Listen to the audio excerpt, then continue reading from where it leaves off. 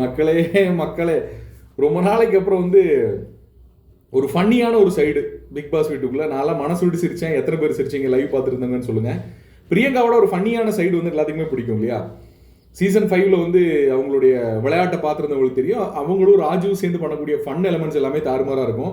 So Priyanka இப்போ உள்ளே வந்ததுமே வந்து அவங்களோட ஃபன் அப்படின்ற விஷயத்த வந்து எடுக்க ஆரம்பிச்சிட்டாங்க. தாறுமாறு உள்ளே வந்து பார்த்தீங்கன்னா ஒரு ஒரு ஒரு சர்டன் இது வந்து பார்த்தீங்கன்னா கண்டிப்பாக வெளியே வந்து ஒரு ஹிட் ஆகும் அப்படின்னு நினைக்கிறேன். கானா வினோத்தோட சேர்ந்து இப்போ வந்து ஒரு செஷன் போயிருக்கு. என்னன்னா, இப்போ இவங்க வெளியே வந்து பார்த்தீங்கன்னா ஒரு மாதிரி ஒரு ஒரு குரூப்பிசமாக ஒரு சண்டை போட ஆரம்பித்தாங்க. திவ்யா பாரு இந்த 2 தான் மேட்டர்னு வைங்களேன். ஸோ அவங்களுக்கு கேமரா ஸ்பேஸ் போகக்கூடாதுன்னு நினச்சாங்களா, என்ன காரணம் தெரியல. பிரியங்கா உடனே வந்து அங்கே இருக்க ஆட்களை உள்ளே கூப்பிட்றாங்க. உள்ளே கூப்பிட்டு வந்து இந்த பெட்டில் 2 அன்னப்பறவைகள் வந்து இப்படி நிற்கும் தெரியுமா, அது மாதிரி எல்லாம் செட் பண்ணி கொடுங்க, எனக்கு வந்து இதில் வேணும் அப்படின்னு கேட்குறாங்க. அப்போ யார் அதை செட் பண்ண போகிறாங்க அப்படின்னு பார்த்தீங்கன்னா, முதல்ல வேற ஆள் செட் பண்ணுறதுக்கு ட்ரை பண்ணாங்க. அப்புறம் வர நம்ம கானா வினோத் அவர் செட் பண்ணுறாரு. முதல்ல வந்து அது அன்னப்பறவைன்றது வந்து எப்படி இருந்துச்சுன்னா, நான் மயில்மாய் ஒன்று பண்ணுறேங்க அப்படின்னு கூமாச்சியாக நிற்க வச்சுட்டு போயிட்டாரு. இப்படி அது ஊசி அப்படி நிற்கிது. பிரியங்கா ஓடி வந்து சிரிச்சுட்டு இது பார்க்கறதுக்கு மயில்மாய் இல்லை அப்படின்னு அதை வளைச்சி வச்சுட்டு போயிட்டாங்க. அடுத்து அன்னப்பறவை செய்யணும், மயில்மாய் செய்யணுமா அப்படின்னு ரொம்ப நேரமாக யோசிச்சுக்கிட்டே இருந்தார்.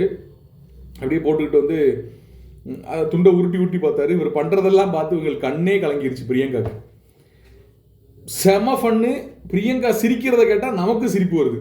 ஏன்னா ரொம்ப நாளைக்கு முன்னாடி நம்ம அதை பார்த்ததில்லை, அதனாலே என்னன்றது தெரில. பட் ரொம்ப அவ்வளோ வந்து நம்ம ட்ரையாக இருக்கும், அவ்வளோ வறண்டு போய் கிடக்கும்னு நினைக்கிறேன் உள்ள ஒரு ஃபன்னு ஒரு கண்டென்ட் இல்லாமல். ஸோ இந்த செஷன் பார்க்குறதுக்கு ரொம்பவே சூப்பராக இருந்தது. அவங்க என்ஜாய் பண்ணுறதும் மற்றவங்களை அப்படி வச்சுக்கிறதும், கானா வினோத்தோட பெர்ஃபார்மன்ஸ் வந்து தாறுமாறு.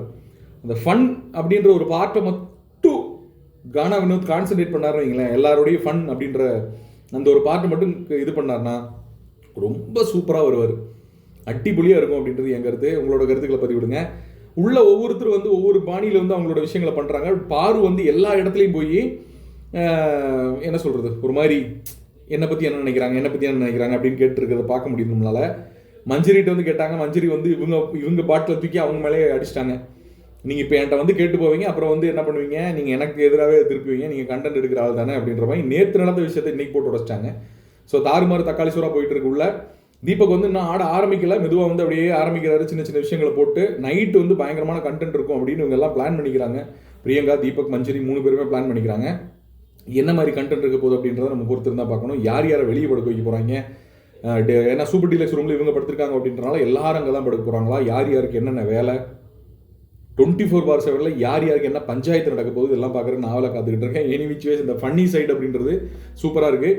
3 நாள் இவங்க இங்கிருந்து எல்லாருடைய கண்டென்ட்டே அப்படியே உறிஞ்சிட்டு போனாங்கன்னா சூப்பராக இருக்கும். பிரியங்கா தேஷ்பாண்டேக்கும் நம்மளுடைய துஷாருக்கும் என்ன சம்பந்தம் அப்படின்றத அப்படியே ஒரு மைண்டில் வச்சுக்கோங்க. ஏன்னா வந்தோடனே துஷாரை ஓப்பன் அப் பண்ணுறதுல பிரியங்கா தேஷ்பாண்டே ஒரு பயங்கரமான ஒரு குறிக்கோளோடு இருக்காங்க. வந்தோடனே அவனை ஆட சொன்னாங்க. துஷாருக்கு ஆட தெரியும் அப்படின்றத இங்கே பல பேருக்கு வந்து தெரியாமல் இருந்திருக்கலாம். அவர் வந்து அவருடைய வீடியோவில் சொன்னது அவர் அந்த ஆடுவார் அப்படிங்கிறது. அதுக்கப்புறம் உள்ளே வந்து அவர் ஆடி பார்க்கல. வந்து உடனே துஷார் ஆட சொன்னது பிரியங்கா தேஷ்பாண்டே.